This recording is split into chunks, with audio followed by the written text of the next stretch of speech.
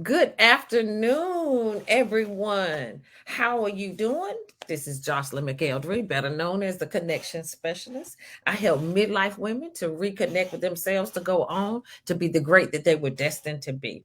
We had a conversation yesterday, and I talked about some of the things that keep me motivated and keep me going. Well, today, the conversation is, how do you handle setbacks and failures? And what are your strategies to bounce back? Okay, so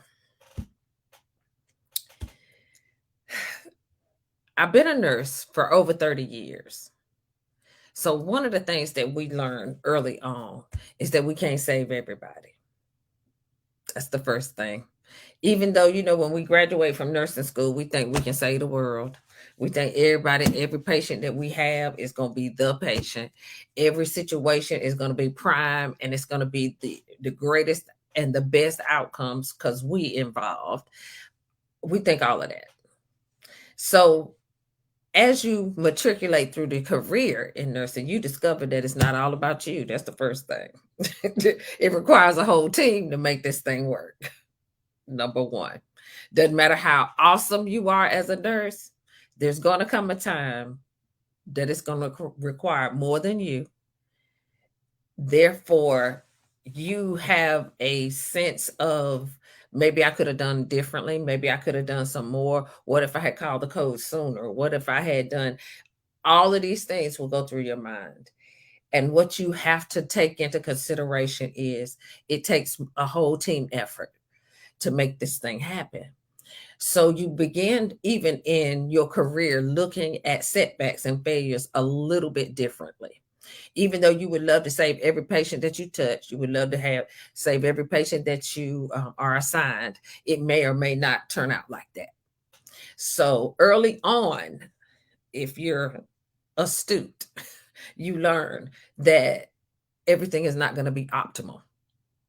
There are going to be times where things are not going to turn out like you think they are. Now, fast forward to being in business. You have to have that same type of mindset that every day is not going to be sunny.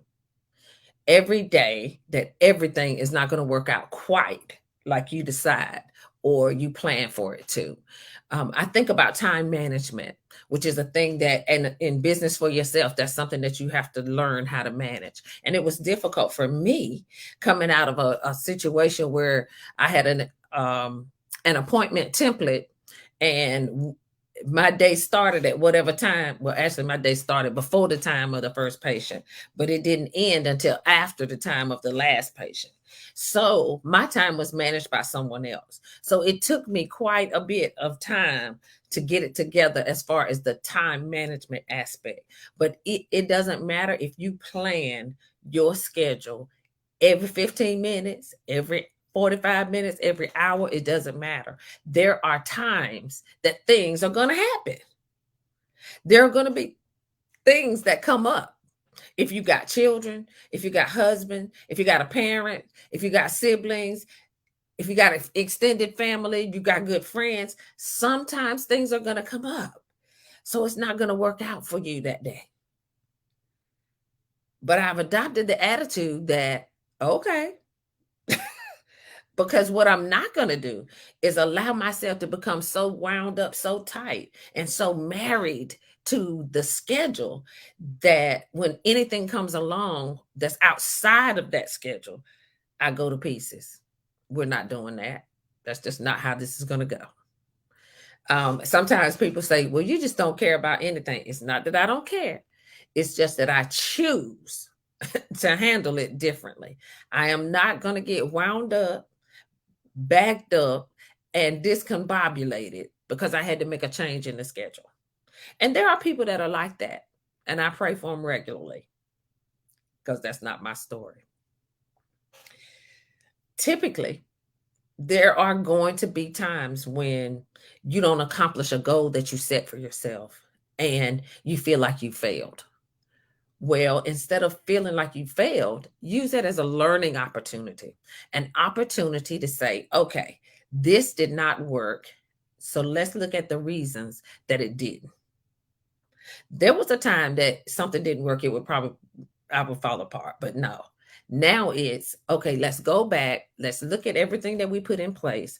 Let's look at why this thing possibly didn't work and what we can do better the next time. Because things are going to happen. So we no longer, once you get into business for yourself, you have to change the way you view failure.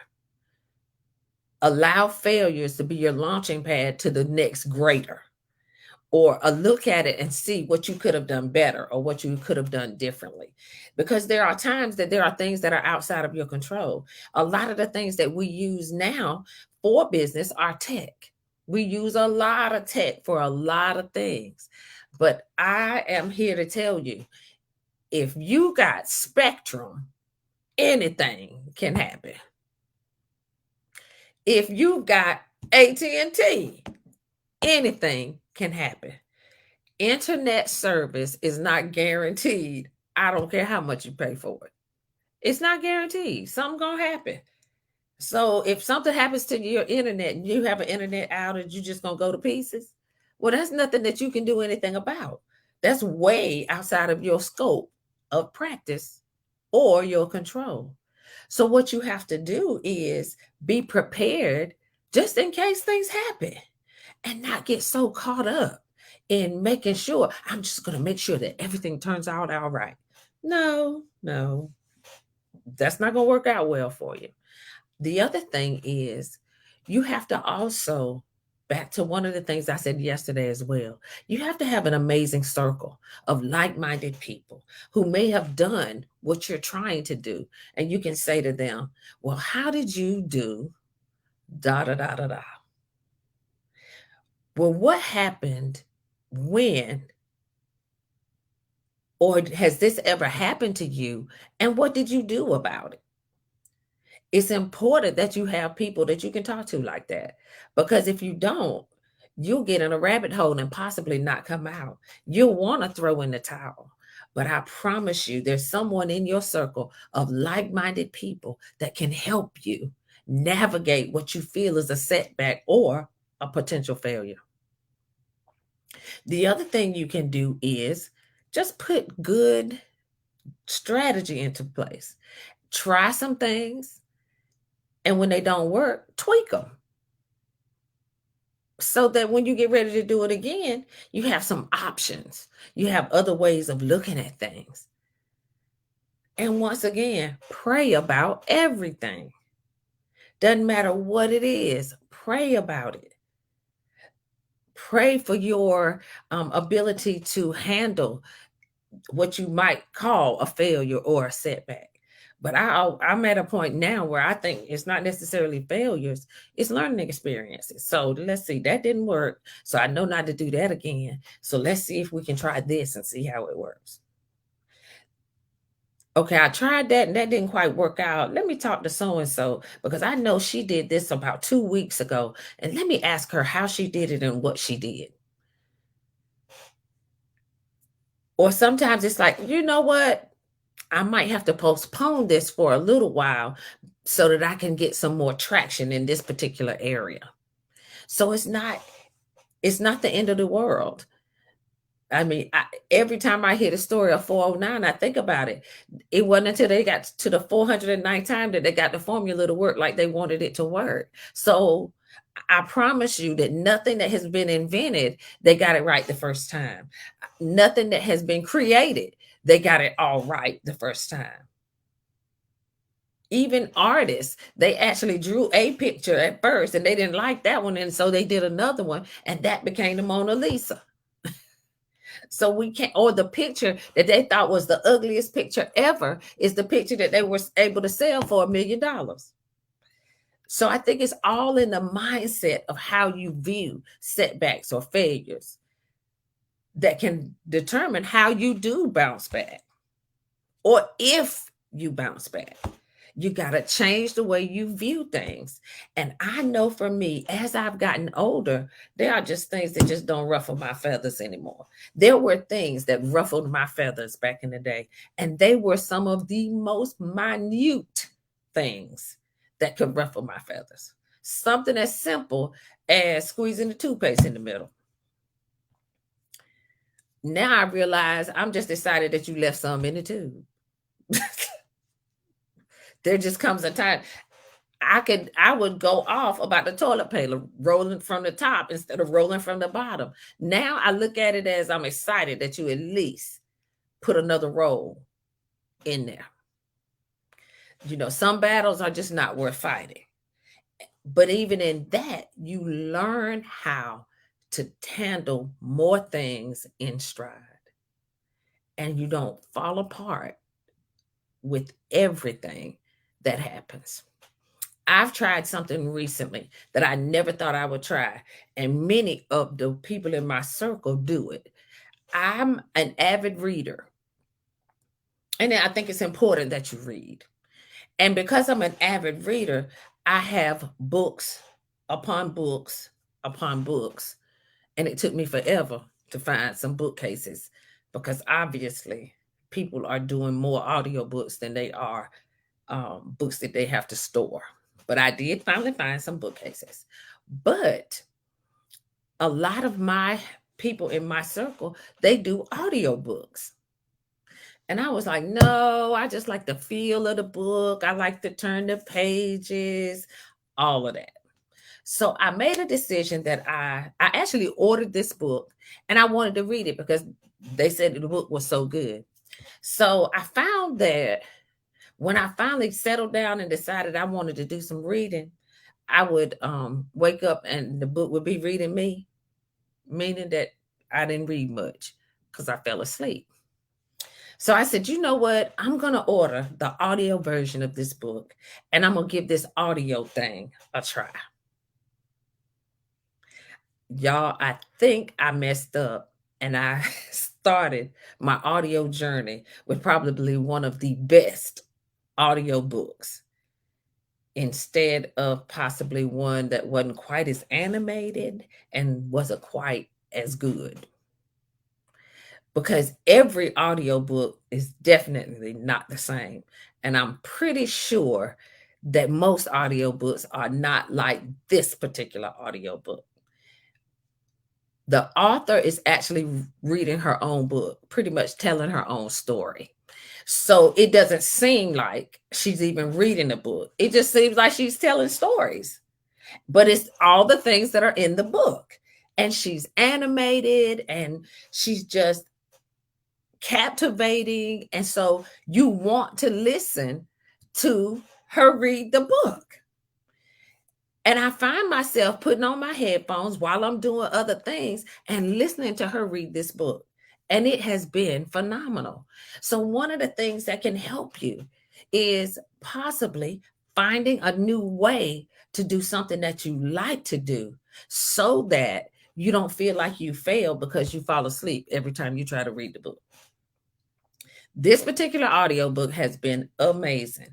Now, it'll be interesting to see if I try a different one, how that turns out. So, the other strategies that you can put in place to help you bounce back from disappointment, setbacks, failures, or whatever. Number one, change the way you view it. Change the way you view it, change your language. It's just a temporary situation. So don't allow yourself to make permanent decisions based on temporary situations. That's number one, first strategy out the gate. Number two, talk to some of your friends, some of your business besties, and find out what they did in the same particular situation. Most of your business besties need some of the same things that you need, and they've been doing some things that either worked for them or they didn't. So talk to them and find out what worked, what didn't work, how to get here, how not to get here, what happened. And number three, don't be so fast to want to throw in the towel. Try something new. Yeah, I was not into audiobooks because I thought I'm going to get sidetracked, forget I'm listening to the audiobook, pretending like I'm listening to the music, and I'll get off and start doing something else. And your brain cannot split itself up and do multiple things, even though we try to say we can multitask. Well, all I know is after you get to be a midlife woman, it is a little bit more difficult to multitask. So I no longer try to fool myself like that. I try to focus because that's important. But I figured out that audiobooks are a different way to accomplish the same task. So give it a try. Try something new. Try something different. One of your business besties might be able to have a tech solution for you that'll help you with whatever that is that you feel like you might have failed in doing. Now, I have to recite on a regular basis tech is my friend, as taught to me by one of my friends, Dr. Viola Pierce, that tech is my friend. I have to say that several times to myself when I become frustrated about something techy that I'm not able to do. That part. But it's doable. And I get uber excited when I figure it out. So then you're like, yeah, I can do this. So that's how I handle setbacks, failures, and that's how I bounce back. I reach out to my business besties all the time and say, girl, this did not work. Did you do it like this? And what happened? How do I tweak this? How do I make this better? How do I not mess this up again?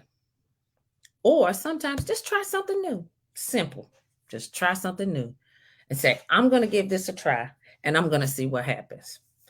So that's all. That's all I have for you today. I am Jocelyn McElderry. I am the connection specialist. I help midlife women to reconnect and connect with themselves to go on to be the great that they were destined to be. Take care. Have an amazing afternoon. Oh, by the way, I have a girls' night out coming up again tomorrow night, the 24th of March, and we're going to get together and have some laughs and have a good time like we always do. I'm excited and ready for that. So go look for that flyer.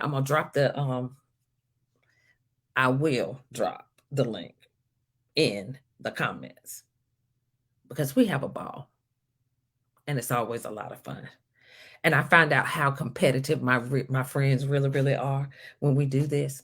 It's always interesting to watch and see how this goes. I also have a free webinar coming up on Monday night that's leading to my program that starts on the 10th of April. So on March 27th, I will have another free webinar that you can find out all about my program. And I can help you bounce back from what you deem setbacks and failures. Take care. Have a great evening. See you soon. Bye bye.